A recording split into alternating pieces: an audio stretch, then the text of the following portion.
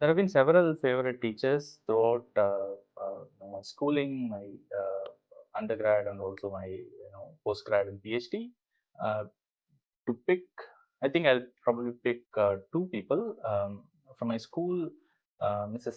Selvi, who was my math teacher, who kind of inculcated the importance of fundamentals in mathematics, and how important it is to build on any engineering discipline for that matter. I think she was my favorite teacher in school. I'm always indebted to her for all that she taught. Later on in more advanced undergrad or postgrad or PhD, um, I think this is not just my favorite, it's a favorite of so many people who did their graduation at the Indian Institute of Science. This is Professor Vital Rao, who taught us a lot of things.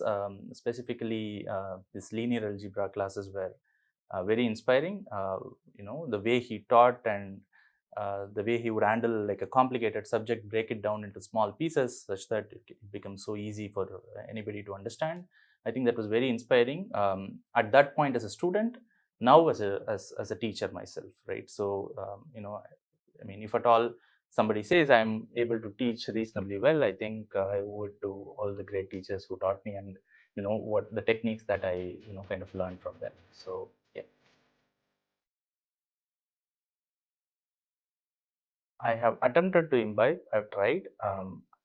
Whether I have imbibed it or not is for students and learners to judge. But I think some of the qualities which have attracted to me to good teachers have been, in some sense, uh, the accessibility, right? So of a complicated subject itself, right? So nothing is really complicated if you kind of teach it and approach it in the right way from the fundamentals. So I try to do that also when I teach. So start with the simplest thing and then slowly build on one upon another. So that is, if at all anything, one thing that I think any good teacher should have.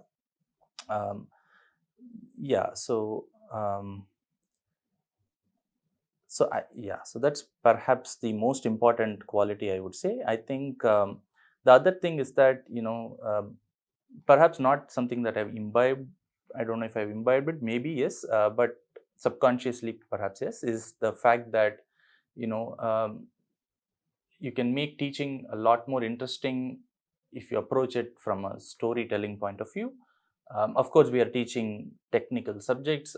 Of course, we are teaching mathematics, perhaps applied mathematics, and so on and so forth. Uh, but then,